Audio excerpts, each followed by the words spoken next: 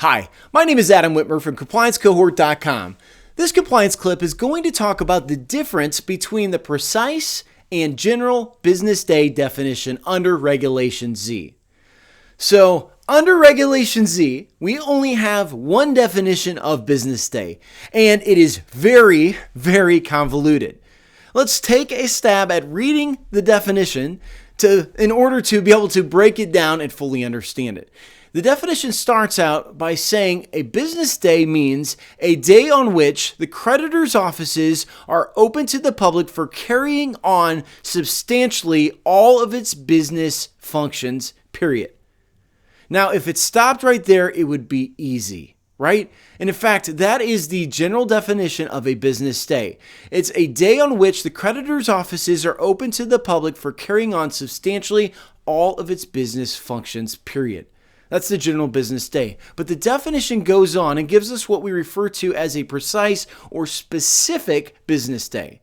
And it says, in this second definition, it says for purposes of rescission under 1026.15 and 1026.23 and purposes of 1026.19a1, 2 and 1026.19a2 and 1026.19 blah, blah, blah. It gives a whole bunch of citations in the definition. It says for those purposes, the term means all calendar days except for Sundays and the legal public holidays specified in 5 USC 61003A, right? Whoo! It is a mouthful. The definition is terrible in Regulation Z, the definition of business day, right? It is terrible. So what I like to do is break this down piece by piece so we understand what each one applies to and how that applies to us. So there's essentially, to break this down, there's essentially two definitions of business day found in Regulation Z. What we refer to as the general definition, which of course is when the offices of your financial institution are open to the public for carrying on substantially all business functions, right? All business functions.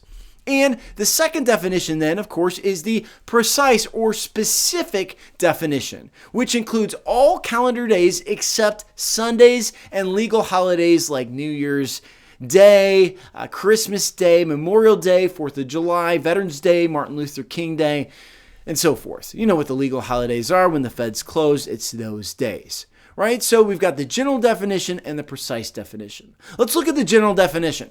A general business day definition includes when the office is open for substantially all business functions, right? Well, what is substantially all business functions? I've had this question asked a lot. Is it just accepting deposits? Is it making loans? Or is it backroom stuff? What is it? Well, the commentary specifically explains that it includes the availability of personnel to make loan disbursements, to open new accounts, and to handle things like credit transaction inquiries. So the bottom line is it's both frontline and backroom. And what this really comes down to is your initial loan estimate timing requirements. From when you receive an application, you have 3 business days to provide a loan estimate. And that 3 days falls under the general business day definition. So the bottom line is, if your loan staff are not in on Saturdays, you don't have to count that when producing the loan estimate.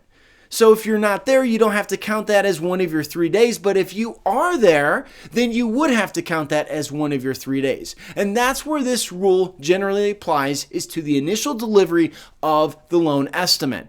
Because again, if your staff are not there, it would be very difficult to provide the loan estimate within 3 days. It essentially would only give you 2. That's why this definition is written that way. Now, one thing to note is the general definition could potentially include holidays if you're open on a holiday, because it's any day except Sundays. It's any day that you're generally open for business. So if you are open on Veterans Day or Martin Luther King Day, those 2 holidays, both Veterans Day and Martin Luther King Day, I see about half of financial institutions are actually open. You guys are suckers for working those days, right? But half of financial institutions are, and if that's the case, the general definition applies to those holidays. So if you're open. Now, the next definition is challenging. The precise business day definition because all these citations from Regulation Z are listed. Basically, it says the precise definition, which includes all calendar days except for Sundays and legal holidays, are included in the precise definition if it's these specific things. So it says these citations are included in the definition of the precise business day definition.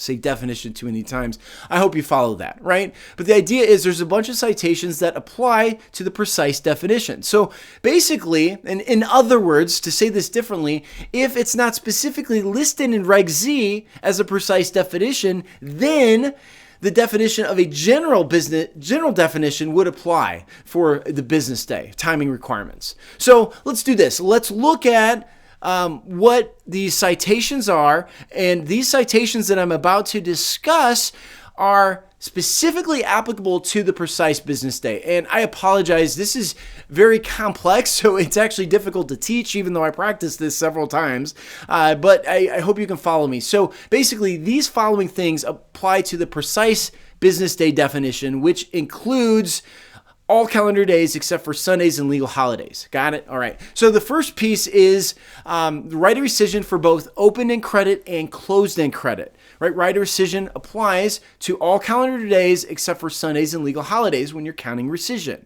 Right? That's been around for a long time, should be a no-brainer. Now, also included here are reverse mortgages. Most of you don't deal with that, so I'm not going to spend any time on it, but there are some pieces of reverse mortgages that apply to the precise business day definition. The next clump of pieces apply to the loan estimate. But let's look at what's included in the loan estimate. It says loan estimate timing requirements for the 7-day rule, number 1. Number 2, loan estimate timing requirements for assumed delivery by mail. Number 3, fee restrictions related to the intent to proceed. And number 4, loan estimate timing requirements prior to closing. What it does not include is what? The initial loan estimate delivery. Because the initial loan estimate delivery goes back to what? The general definition of a business day, right? So that's how it's written. It's the general definition applies to the initial loan estimate, but once that initial loan estimate's provided, then the precise definition applies. So Saturdays may not count, but once you deliver the loan estimate, then it counts for both the loan estimate and the next piece, which is the closing disclosure timing requirements. Also under the precise definition are a few miscellaneous things like escrow cancellation notices, high-cost mortgage disclosures, and private education loan disclosures. So that is the precise definition. Whew, there's a lot there, isn't it? I hope that made sense. That's all I have for you today in this clip. If not, I have an article on this. It hopefully explains this a little bit better that you can find at www.compliancecohort.com. Again, my name is Adam Whitmer. I am the founder of compliancecohort.com. Hope you'll take a look at our site if you've not done that already. But for those of you who are already free members, thank you so much for watching. And until next time, I hope you have a great day. Thanks a lot.